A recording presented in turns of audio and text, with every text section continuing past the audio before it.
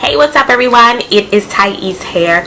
So today I will be helping you guys learn how to prevent pregnancy, not only using the FAM method, which is the fertility awareness method or the calendar method, but combining it with ovulation tests. So this is something that I recently added to my method of doing natural birth control, is using ovulation tests. And ovulation tests are just like pregnancy tests in a technical way, where you pee on the stick and it lets you know what the hormone levels is in your urine. And this hormone, which is known as the luteinizing hormone, is responsible for triggering the ovaries to release an egg. So unlike pregnancy tests, ovulation tests allows you to know you are about to ovulate. They don't tell you that you are ovulating, so that is the tricky thing about using them, but it's a slight trick. It's not too out of the way. Just understand that ovulation test lets you know that you are about to ovulate. It do not detect ovulation itself, but that ovulation is about to occur because of the surge of this hormone. So I have been doing natural family planning for about 12 to 13 years now consistently, and it has been my only form of birth control. I don't use hormonal birth control. I've never used them, by the way, and it has been so great for my journey. I've had such a great success rate using it. So during these 12 to 13 years of using natural family planning as my only form of birth control, I have only had one chemical pregnancy, which is a pregnancy that's so short you probably don't even notice. A lot of times it comes up as a late period if you've not tested. But because I was well aware, I tested that month, I knew when I had sex around ovulation, I was like well aware, and I took the test like immediately, like my first day of missing my period. I was like, okay, let me see if this stuff actually went through or not. We wasn't trying, but we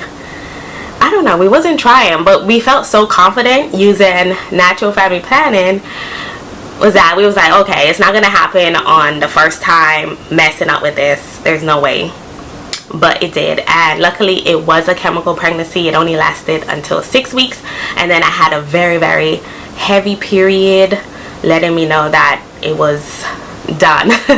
But yeah, so we went back. So that was about 3 years ago, and since then me and my husband, we went back to being strict on using the fertility awareness method. We went right back, and we've hadn't had any hiccups since. So this method, that is a pretty great success rate. This method is really good, and it has changed my life. So this is the ovulation strip test that I use. So I usually buy like any brand from Amazon. You know, they have the first response ovulation test, but I feel like those are so expensive. I think they're like $20 and you would get like 2 tests in there. But with these right here, you get like 50 strips in here for only about $10 to $15 the most. And I'm using this brand right now. This is the One Flow, but I usually use any brand. I just pick them up because they all do the same thing. So this one is used by peeing on the stick. So the way you use this is you pee in a little cup, and then you allow the stick, you take one strip out. So I'm going to show you guys how it looks. So this is how it looks outside of the package, and they are individually packaged. It's about 50 in here. So you just remove it right here and you take it out. So this is how the strip looks. It looks very similar to a pregnancy test, and it operates in the same manner. So you just pee in a cup and hold this in the pee for about 5 seconds. Take it out.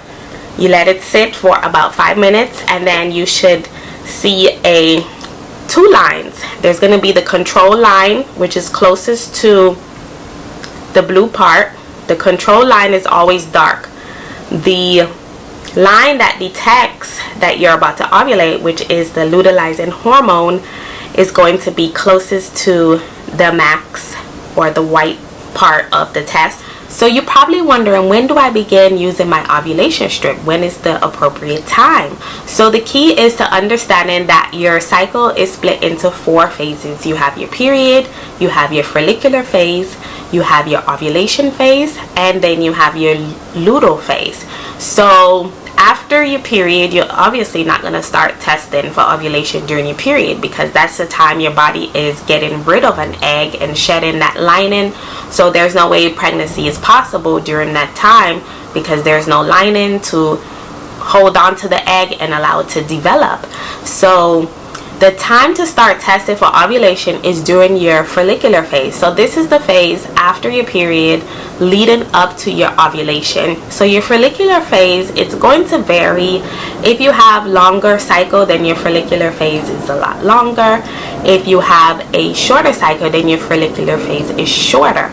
So your follicular phase, if your period is about, I'm doing an average, 5 days long, that's like the average length of time of a period, you can start testing a few days after your period, because you usually ovulate midway through your cycle. Okay, so right here, this is a ovulation tracking chart of a 24-day cycle. So this is my personal chart. So I usually start testing 3 days after my period, which lasts for about 5 days. So this is day 8. And right here you can see there's 2 lines. This line will always be dark, which is the control line, and this is the testing line that detects the hormone. So right here you can see a very faint line, which lets me know that I am in my fertile zone, and sperm can actually survive until my ovulation day. So this makes me fertile on this day. Day 9, you can see my control line, my testing line gets a bit darker. I'm also fertile. Some sperm can survive until my ovulation day. Day 10, you can see a very, very deep line compared to day 9 and 8. I'm also more fertile than day 9 and 8. Sperm can survive. I'm nearing my ovulation. And this is day 11, which is my peak fertility. This is where the maximum amount of sperm can survive after I see this peak line right here. So day 11, it's about the same as the control line. And then remember I said ovulation test detects ovulation is about to occur, not that ovulation is occurring. So day 12, after that deep peak, you can see the line goes back almost non-existent. It goes very faint. But this is the trick. This is actually my ovulation day, and I have an egg within me that is present and ready for fertilization within the next 24 hours. So this does not mean that you're not ovulating.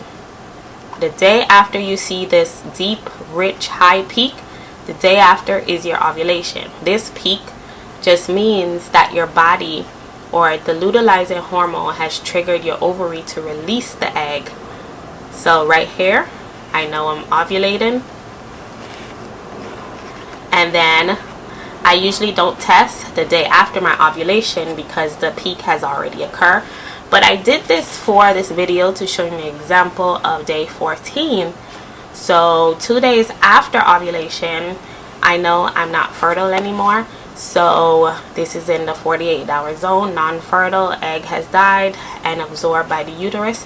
So you can see barely a line. It's very, very super faint right here on day 14.